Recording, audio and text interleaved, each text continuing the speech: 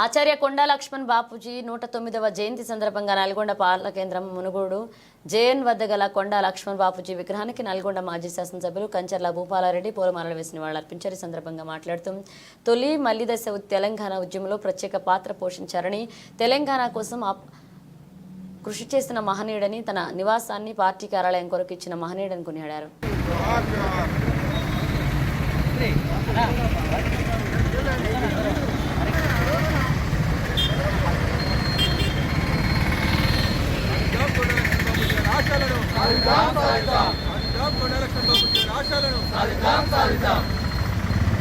జై తెలంగాణ, జై తెలంగాణ,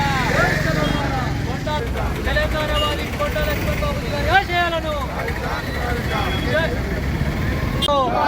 కొండా లక్ష్మణ్ బాపూజీ గారి ఆశయాలను, కొండా లక్ష్మణ్ బాపూజీ గారి ఆశయాలను, జై తెలంగాణ, జై తెలంగాణ, జై తెలంగాణ.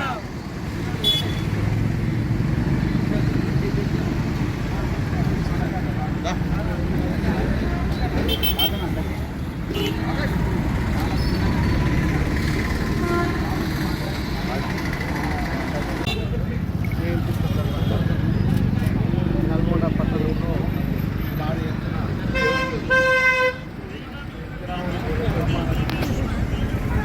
మరి ఆయనని గౌరవించుకోవడం జరిగింది.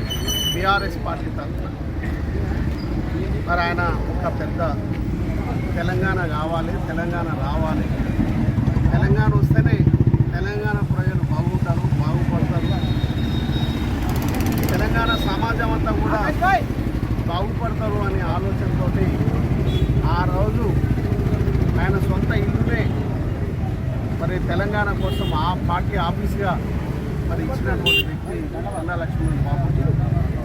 మరి ఎన్నో రకాలుగా తెలంగాణ ఉద్యమం కోసం మరి 69 కానీ ఆ తర్వాత కానీ మరి ఉద్యమాల్లో పాల్గొని మరి తెలంగాణ కోసం పోరాటం చేస్తున్నటువంటి నాయకత్వానికి కానీ మరి ఆర్నిషలు సహకరించినటువంటి వ్యక్తి కొండా లక్ష్మణ్ బాపూజీ.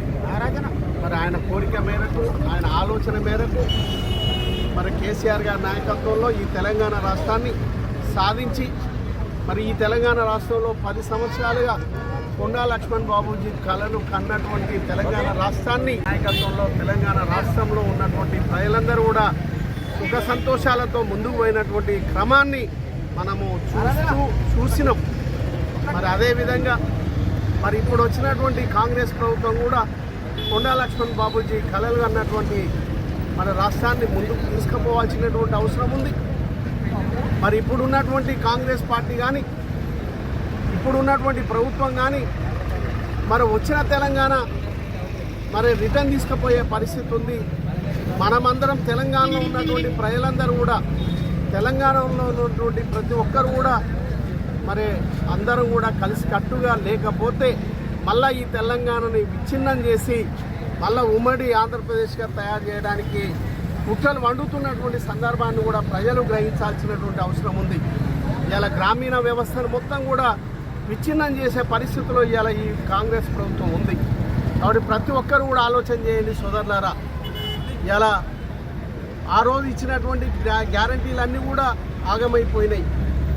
ఇలా మరి ఆ రోజు కేసీఆర్ గారు మరి రైతాంగం బాగుంటే, ప్రతి కులం బాగుంటే, అందరూ బాగుంటే ఈ తెలంగాణ బాగుంటుందని ఆనాడు కేసీఆర్ గారు నాయకత్వంలో ముందుకు సాగితే మరి ఈరోజు ఈ ప్రభుత్వం ప్రతి ఒక్కరిని కూడా నడ్డి విడిచే పరిస్థితిలో ఇలా రైతాంగానికి మరి రైతు భరోసా ఇప్పటివరకు రాలే.